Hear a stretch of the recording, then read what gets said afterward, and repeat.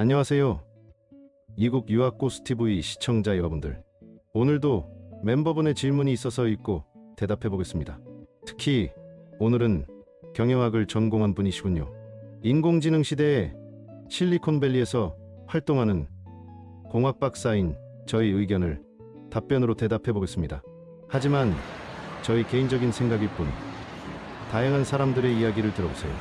안녕하세요. 미국 유학 고수님. 고수님 채널을 구독하여 보다가 오늘 멤버십 가입을 했습니다. 저는 한국에서 회계사 자격증을 공부하고 있는 경영학 학부생입니다. 복수 전공으로 통계학을 희망하는데 향후 정보통신, 인공지능, 데이터 사이언스로의 대학원을 생각해봤을 때 학부로 통계학을 복수 전공은 어떤가요? 다른 모지만 금융, 회계와 통계, 데이터 사이언스, 인공지능 등의 융복합적인 지식을 갖추면 좋지 않을까란 생각이 들어서요. 퀀트나 핀테크, 금융공학 등등 관련하여 의견 주시면 정말 감사하겠습니다. 자, 일단 질문하신 분이 현재 대학에서 경영학을 전공하고 계시잖아요? 인문계열입니다. 즉, 문과예요. 그러니까 경영학 학부생이라고 하셨는데, 이제 인문계열의 소위 말하는 문과 전공들은 거의 종말을 맞이하는 시대라고 보시면 돼요. 그래서 살기 위해서라도 과학 직종으로 전공을 옮겨가셔야 합니다. 수학과학을 쓰는 업무 쪽으로 일할 수 있는 분야를 틀으셔야 돼요. 요즘 한국 뉴스에서 20대들 취업 안 된다고 매일 뉴스 나오고 있죠? 그런데 뉴스가 전공 통계를 잘 안 보여줍니다.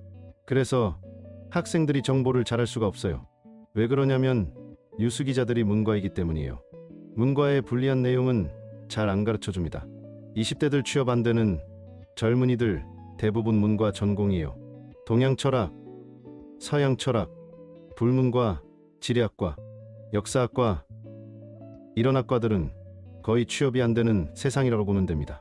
경제경영학과는 그나마 문과에서 취업률이 높긴 하지만, 그리고 기본적으로 문과 출신들이 앞으로 매우 취업이 안 되는 세상이 펼쳐지고 더 심해질 것입니다. 공대생들은 아직도 취업 잘 되고 있고요. 특히 컴퓨터 전공이나 인공지능 전공 쪽은 몸이 10개여도 부족할 만큼 취업함에 있어서 대박 전공이라고 보시면 됩니다. 그렇다면 왜 문과 전공의 종말의 시대가 오는 걸까요?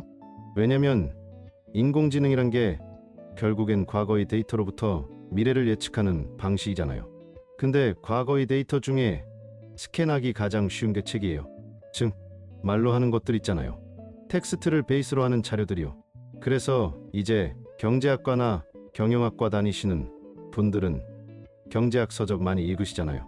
근데 이런 텍스트로 주로 적힌 책 같은 것들은 텍스트 정보예요. 인공지능한테 순식간에 머신러닝 당하고 인공지능에 딱 대치되는 거예요. 그래서 경제경영학과를 비롯한 거의 대부분의 인문학과, 소위 말하는 문과는 인공지능에게 모두 대치당하는 분야에서 있다고 보시면 됩니다. 그렇기 때문에 이제 경제경영학과를 비롯한 문과 출신들은 살기 위해서라도 수학과학을 공부하셔야 됩니다. 안 그러면 먹고 살기 없어요. 실제로 제 친구 중에 경제경영 쪽을 공부하고 졸업하고 부동산 쪽으로 부동산 경제와 부동산 경영 쪽으로 일하는 친구가 있어요. 그래서 미국의 부동산 투자업을 하는 대기업에 일하면서 부동산의 가치를 판단하는 그런 전문적인 리포트 쓰는 일은 한 10년 했어요. 돈 많이 벌었어요, 이 친구요. 왜냐면 부동산 사고 파는 걸로 부동산 회사들이 많은 돈을 벌 수 있거든요. 근데 이 친구가 어느 날 그 일을 이제 더 이상 안 하겠다라고 선언을 한 거예요. 왜 그렇게 하냐고 그랬더니 인공지능 소프트웨어 하나 나왔는데 집 주소만 딱 치면은 그 집의 평수랑 건축, 연도랑 소프트웨어가 데이터베이스에서 다 보여줍니다.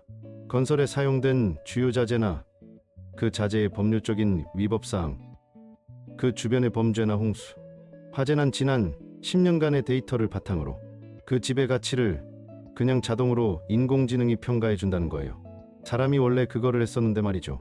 그 친구의 직업이 그건데, 그래서 그 보험회사 같은 데서 그 집의 가치 평가해주고 집의 리스크를 평가해주는 일을 하면서 돈을 굉장히 많이 벌었었는데, 이제 그런 일이 인공지능이 그냥 한 방에 끝낸다는 거죠. 그래서 본인이 그 일을 하려고 몇 주간 한 달 정도 조사를 하고 여기저기 돌아다니면서 그 집의 주변에서 일어날 일들을 보고서 같은 거 많이 읽고 나서 분석을 해서 결과를 줬는데 이제 인공지능이 다 하는 거죠.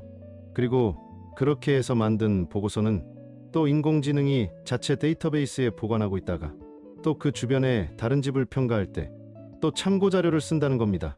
그래서 사람이 설 자리가 없어졌어요.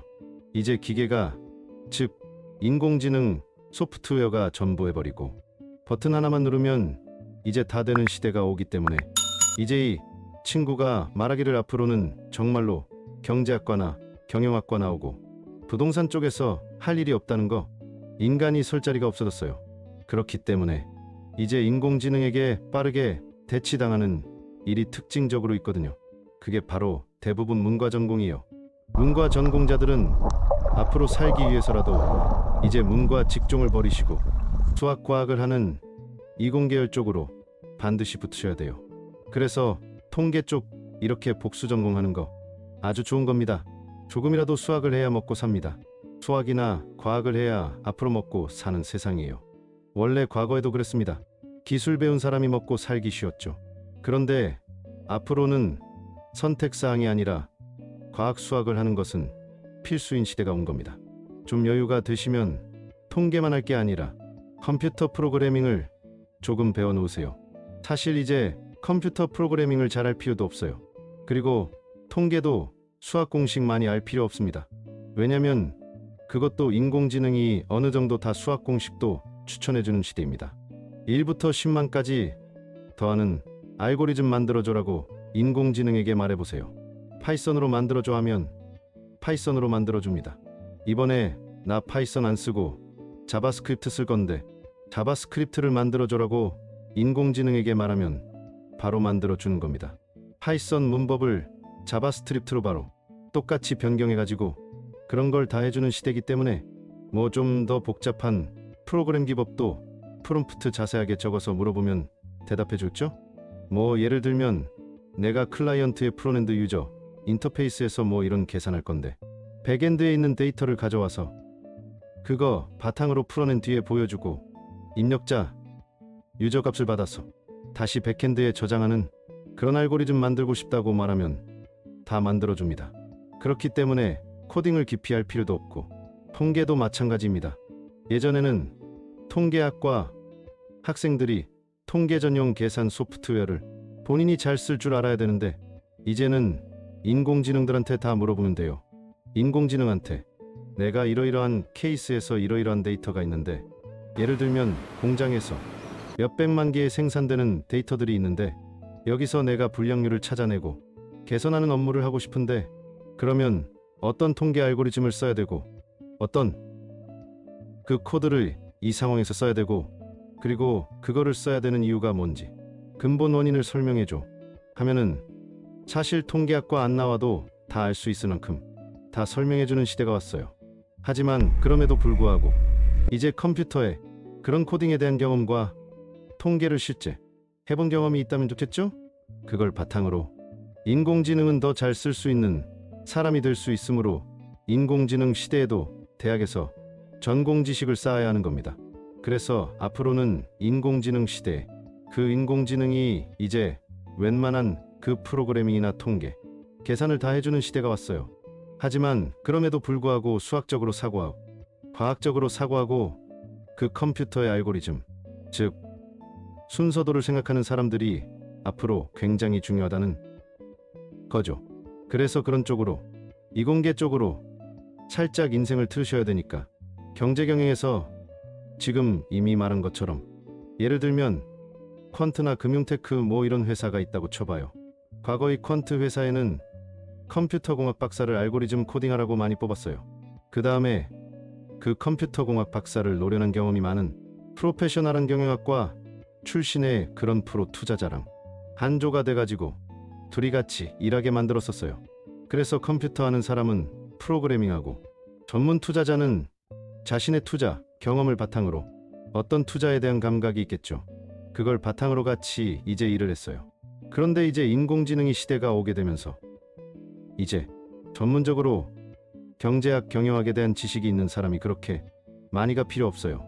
왜냐면 이제 그런 전문 지식은 인공지능한테 물어보면 됩니다. 인공지능은 경제학, 경영학 책 100권도 몇 초 만에 읽고 내용 요약해줍니다. 지난 20년간 달러의 변화나 금값의 변화, 암호화폐 변화, 트렌드를 분석하고 그 변동 원인을 찾아내야 하면 알아서 찾아냅니다.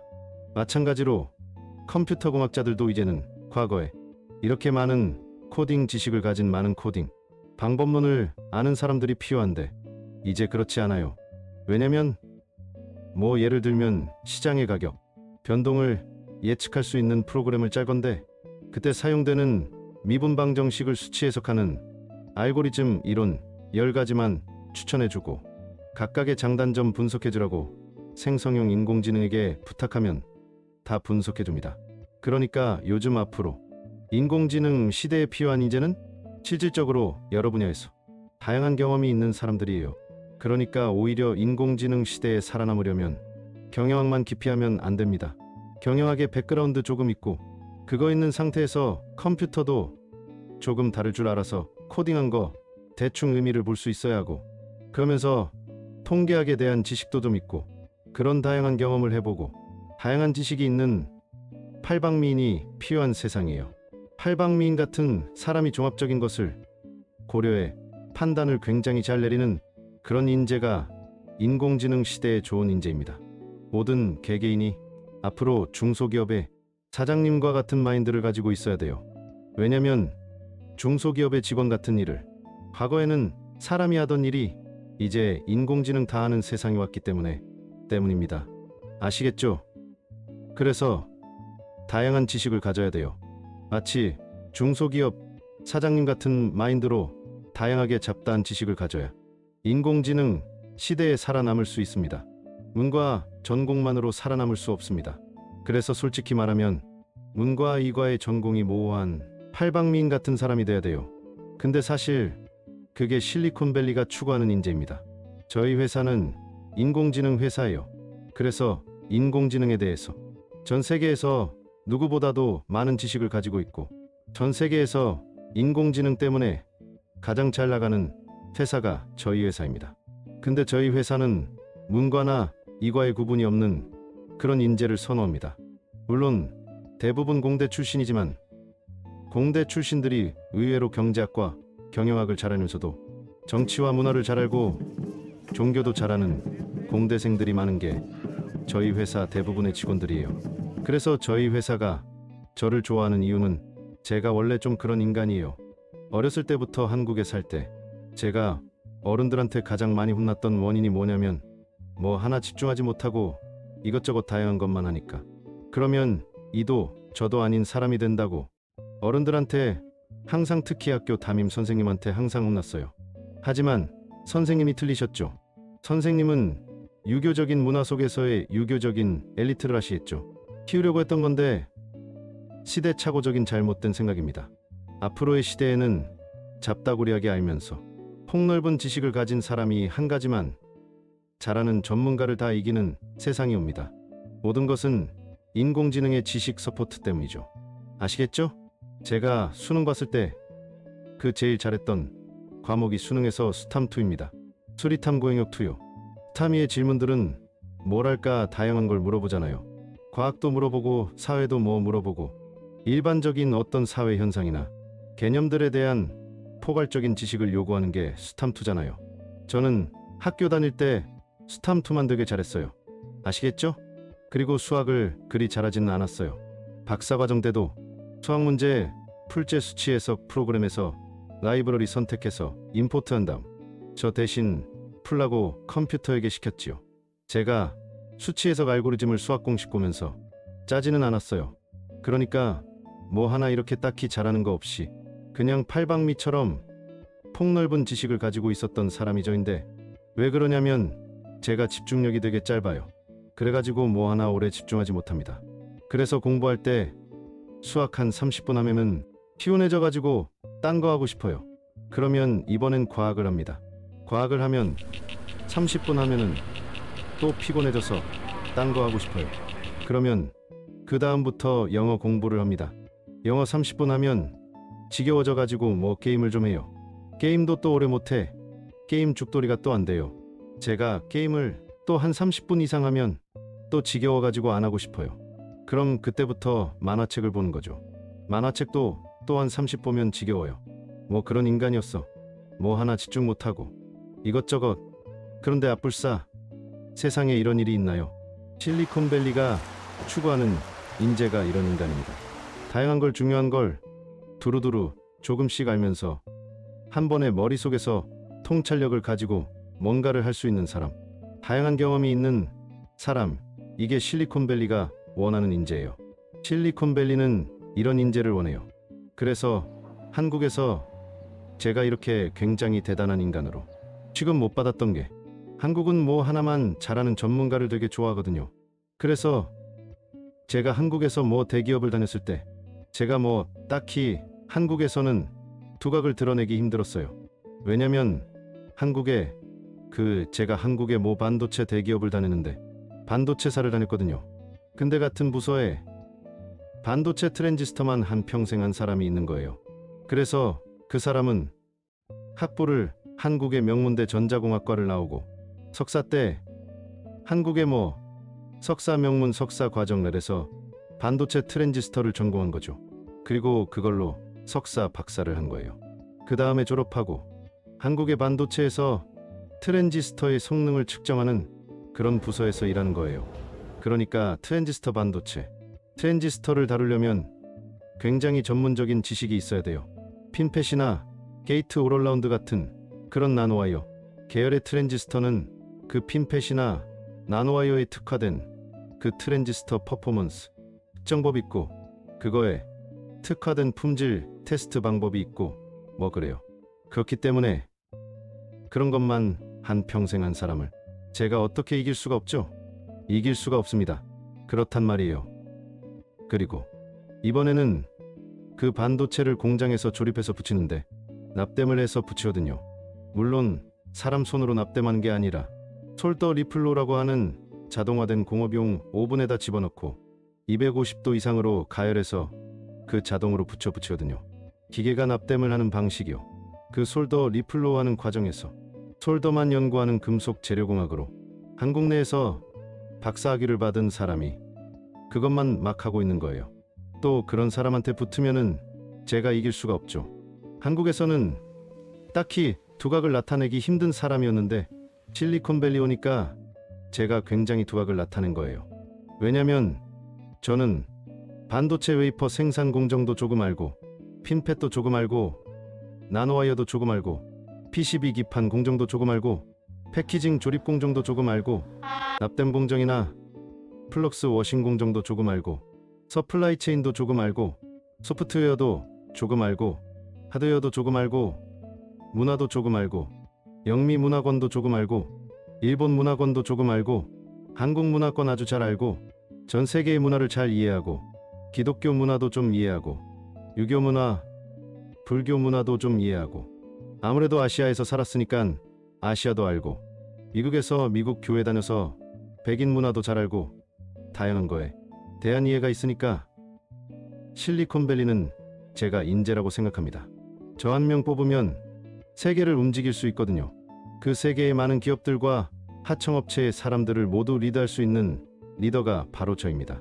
그런 전 세계를 리드하는 포지션에 제가 있을 수 있는 거예요. 아시겠죠? 그래서 실리콘밸리가 원하는 인재는 문과와 이과를 구분하지 않고 모든 폭넓게 알고 있는 그런 분야의 지식을 가진 인재입니다. 근데 솔직히 말하면 문과보다 이과 지식이 더 어려워요. 그래서 저도 고등학교 때 제가 나온 학교도 문과 이과 나눴었거든요. 한국에서 고등학교 나왔는데 공부 잘하는 애들은 대부분 이과를 갔습니다. 그리고 공부 못하는 애들이 문과를 갔었어요. 문과 분들이 이런 얘기하면 되게 발끈하고 화를 많이 내시는데 사실 팩트입니다. 이과 공부가 문과 공부보다 어렵습니다. 그래서 문과 공부만 한 사람은 이과 공부를 잘 따라갈 수가 없어요. 그런데 이과 공부를 한 사람은 거꾸로 문과 공부를 금방 따라갈 수가 있습니다. 그러니까 공부를 할 때 문과 중심적으로 하면 안 돼요. 이과 중심적으로 하되 문이과에 경계를 두지 말고 골고루 공부하셔야 돼요. 근데 이과 공부가 더 어렵기 때문에 결과적으로 이과 공부에 좀 더 시간을 쏟아부으면서 제가 봤을 때 7대 3 정도가 맞는 것 같아요. 이과 공부에 에너지를 70% 쓰시고 문과 공부에 에너지를 30% 쏟아보면서 문이과 구분 없이 골고루 공부하는 사람이 앞으로 인공지능 시대에 성공합니다. 근데 한국은 안타깝게 문과 이과를 확실하게 구분하잖아요. 그래서 문과 출신들한테는 이과 공부를 많이 못하도록 하잖아요. 그게 바로 한국 문과 출신들이 인공지능 때에 모두 나락으로 가는 이유입니다. 그러면 이과는 안전하냐? 그렇지 않아요. 이과도 문과 공부를 알아야 됩니다. 특히 인문학은 이 세상을 이해할 때 굉장히 중요한 거예요. 그래서 인문학이나 인류학, 종교학 같은 거, 철학 같은 거는 세상을 이해할 때 굉장히 중요한 백그라운드가 되는 사상이기 때문에 이공계 출신도 이런 지식들을 필요합니다. 수학, 과학만 잘해서는 안 돼요. 그러니까 문과 지식과 이과 지식을 골고루 할 줄 아는 인재가 되어야 하고, 그러한 인재를 뽑는 실리콘밸리가 앞으로 인공지능 시대에 굉장히 적응이 된 거죠. 그래서 제가 하는 일은 70%의 엔지니어링과 30%의 경영, 그런 거를 요구하는 그런 포지션으로 일을 하고 있어요. 70% 정도 과학적인 실험 같은 거를 리뷰하고 있고, 한 30% 정도는 과거의 경영학과 출신들이 하던 일을 하고 있습니다. 그러니까 순수 경영학과 학부를 나오고 경영학과 석사를 한 MBA 출신들을, 그런 사람들을 점점 실리콘밸리에서 해고하는 분위기예요. 이제 필요가 없어요. 경영학만 잘하는 사람들, 오히려 그 공학적인 지식이 있는 부장급 엔지니어들한테 그 MBA 출신들이 할 줄 아는 경영학적인 지식을 가리킨 다음에 그렇게 써먹는 게 훨씬 효율적이라고 생각하기 때문에 앞으로 인공지능 시대에는 더더욱 그렇게 가고 있습니다. 문이과 구분하지 않고 모두 할 줄 아는, 그래서 님이 지금 생각하고 있는 게 맞는 방향성입니다. 그래서 통계학 복수 전공하는 거 맞는 생각인데, 통계학을 복수 전공을 하고 그 다음에 경영학을 전공을 하면 두 개 다 아는 사람이 되는 거잖아요. 그래서 하지만 님이 그 대학교 입학을 경영학으로 했다 하더라도 경영학 공부에는 30%만 에너지를 쏟아보세요. 그리고 70%는 통계학 공부에 쏟아부시면 됩니다. 그러니까 님은 70% 이과에 30% 문과의 공부를 하시고, 그러면 문과의 모든 일을 인공지능을 이용해서 아주 쉽게 장악해버릴 수가 있어요. 그래서 수학, 물리, 컴퓨터 쓰는 쪽으로 가야 합니다. 그래서 학부 졸업 후 대학원을 간다면 이제 인공지능 대학원 가시면 되겠죠? 학부 때 통계학을 전공하고 경제학을 할 줄 알면 그거 가지고 인공지능 대학원 가시면 됩니다. 그래서 코스프레 하시면 되겠죠? 경영학과 나온 거를 실적 숨겨버리고 복수 전공하면 어차피 학위가 두 개잖아요. 그러니까 통계학 전공했다라는 코스프레로 인공지능 대학원 가시면 됩니다. 그렇게 하면서 이제 교수한테 이제 살짝 어필하는 거죠. 제가 사실은 메인으로 통계에서 인공지능 잘할 수 있고 서브로 경영학을 했는데 하면서 복수 전공했지만 이제 경영 중심으로 어필하는 게 아니라 통계학과 출신인데 경제학 경영학을 이해하고 있는 인재라는 연구핏으로 가시면 될 듯합니다. 이제 인공지능 대학원 가시면 그러면 그쪽으로 이제 퀀트나 뭐 핀테크 같은 거 하는 인공지능 대학원들이 있거든요. 이런 쪽에서 아주님을 잘 받아줄 수 있을 것 같습니다. 아시겠죠? 그런 식으로 준비하면 좋을 것 같아요. 그래서 앞으로 문과는 종말을 맞이하는 시대라고 보시면 됩니다. 그렇기 때문에 이제 사실 문과 공부만 하는 거는 이제 그만하셔야 돼요. 그만하시고 이과 공부를 위주로 하고 살짝 문과 전공하는 사람이 돼야 되고, 문과 공부 30%와 이과 공부 70%의 그런 바운더리 안에서 골고루 공부하시면 앞으로 굉장히 대성할 것 같습니다. 아시겠죠? 도움이 되시기 바랍니다.